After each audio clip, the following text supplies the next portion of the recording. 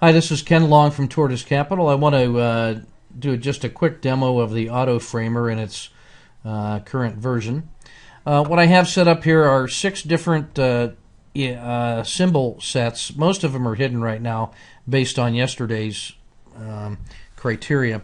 But I look at the Dow 30, ETF 30, S&P 100, NAS 100, ETF 200, the most liquid ones, and then anything that is a personal favorite for whatever reason, I dump them into this spreadsheet.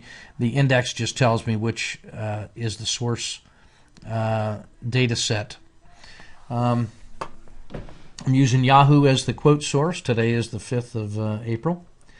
For the mechanical framing, I'm using an entry buffer of a nickel above the high from yesterday, and the initial stop is the stop buffer is 5 cents below yesterday's low. I'm looking back 10 days, between 1 and 10 days, to find the initial target high. If I vary that, then that could vary the numbers of days to look back to find the previous swing high. The minimum reward to risk ratio that I'm searching for is 2 to 1. So anything that fires higher than 2 to 1 reward to risk based on the initial target and then an entry and an initial stop is going to be coded as dark green. I'm actually using 3 different risk calculations. The range risk in the middle is yesterday's range plus a nickel higher on the entry and a nickel lower on the low, so I call that the range risk. So as an example, on VXX, the high was 29.09 and the low was 28.17 for a 92-cent range. If you add that 10-cent buffer, that's $1.02, and that's why the range risk in the middle is $1.02. Now, I am checking 2 other risk levels based on multiples of ATR. The minimum risk for me would be 0.25 ATR. I wouldn't mechanically frame a trade that had less than a quarter of an ATR initial risk. Or I'm looking at a maximum ATR risk. In this case, I have it set up as 1. And so for the VIX, when you multiply out the ATR in the VIX is 1.52. So if I were to take the mechanical entry at 29.14 and then use a quarter of an ATR risk, I would have an initial stop of 0.38. If I used a full ATR, or the maximum ATR risk, it would be $1.52. And I have this spreadsheet set up so that whichever one of those 3 is the middle value, I take that as my risk, and I use that for computing the reward to risk ratio. Now, what you'll notice is that most of these are selecting the range risk in the middle, but there are 2 cases on General Dynamics and Dell in which the middle range value is the maximum ATR risk. And so $1.97 is the range risk. $1.54 was the max ATR risk, so that's $1.54 is in the middle. The reference data simply computes the high, low, the range of the day, the average range of the last 30 days, the ATR and the ATR percentage, and those are used for computing various calculations. In the yellow, what I've done is I've taken 30 days of the average range. If I scroll this to the right, you can see there's from the -1 onward. That's where all the daily range data for the last 30 days is hidden. And so in the yellow, the way we would read that is the average range of the last 30 days in the VIX is $1.56, and the standard deviation is 0.90. And that makes the range stat $2.45. So 90 cents plus $1.56 is equal to $2.45. That's the range stat, the average of the last 30 days plus 1 standard deviation, and that gives us what I define as the maximum expected normal move or the boundary of rational exuberance. Intraday move greater than $2.45 would be in the range of irrational exuberance.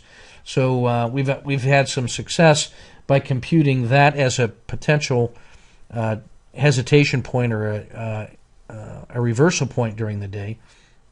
When the market's failing, we take a look at the high of the day so far minus a range stat move to see how far it might fall intraday. And conversely, if it's a morning hook where it gapped down, sold off, and then starts to go up, we might take the low of the day and add a range stat move to it to give us a target for the intraday move.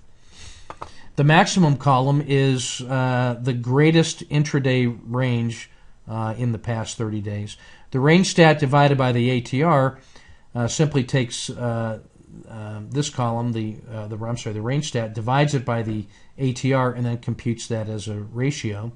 And then these numbers up here in the blue simply show what the average of the database is, and there's about 500 or 600 symbols in there. And so I just, right now, the average range stat compared to the ATR is 1.44. So I'm not sure how to use that yet, but I just like to see for the broad market in general what yesterday's range was compared to its ATR.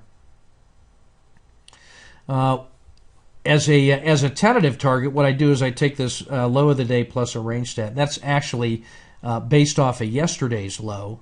I don't use that formally yet, but it gives me an idea of what kind of a move that would be. When I'm looking at the chart, I typically say, well, if during the day tomorrow it sells off and then finds support where yesterday's low was, what would that range stat be? And this gives me a heads up on what kind of move it would have after the morning hook. Now, in these two columns here, I do a little more computation. I'm interested in yesterday's range divided by the average range to see what yesterday's volatility was like compared to the last 30 days. And you can see right here in General Dynamics and Dell, in both cases, the range was greater than the average range. In all other cases, it was less than an average range. So we could think of last Friday, or I guess, no, Monday, excuse me, today's Tuesday. Monday was actually a quiet day compared to average. And then finally, for intraday trading, I take the range stat, which is that average range plus a standard deviation, and divide it by my risk. And what I'm looking for there is that reward to risk ratio intraday to give me some kind of sense of how much is available as a move intraday. You could just as easily have selected the minimum ATR risk to come up with a computation, but I'm just using the standard level of risk so that my mechanical framing and my intraday framing is using roughly the same risk level, that which was selected in this middle column. Lastly, now what I want to do is I just have a couple macros that if I were to hit unpack, it would simply reveal all of these symbols in all the different data sets, and then rank them by the ID number, which is really by the symbol set and then alphabetically within that. If I hit normal framing, all I'm doing is I'm using the standard look-back periods of 10 days, the buffers that you see posted, and then it will screen for things that have a reward-to-risk ratio greater than 2, and then we'll sort it by declining reward-to-risk ratio. So this is typically all I have to do at the end of the day, half an hour after the close. I just hit the normal framing button, and then the macro takes over, and you can see how quickly it'll perform its function. Boom, and there we are. So we have basically a handful of symbols. There's actually a couple double counts because some things like Hewlett-Packard are both in the Dow 30 and the S&P 100. And so when I actually print this, I just go ahead and filter those out. But for purposes right now, these are the all of the symbols that are in those 6 data sets that give a mechanical framing reward-to-risk ratio of 2 or better, and then sorted by declining reward-to-risk ratio. So the best single mechanical frame for tomorrow is the VIX, then Hewlett-Packard, Japan, EMC, Morgan Stanley, and then Bank of America. And then all of those, with the exception of EMC Corporation, all offer reasonable intraday reward-to-risk ratios, and so those are candidates for intraday trading as well. So that's what the auto framer does. And now all I'm going to do to prepare my little daily report is simply hit fire up Snagit, and then highlight that rascal. Select the area I want to that I'm going to want to print.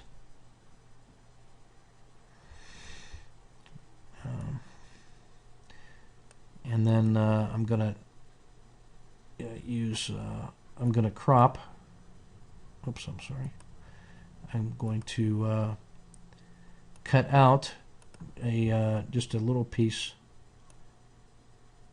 of Hewlett-Packard, and then cut out the extra Bank of America, and now I have my symbol list, and I save it all in one standard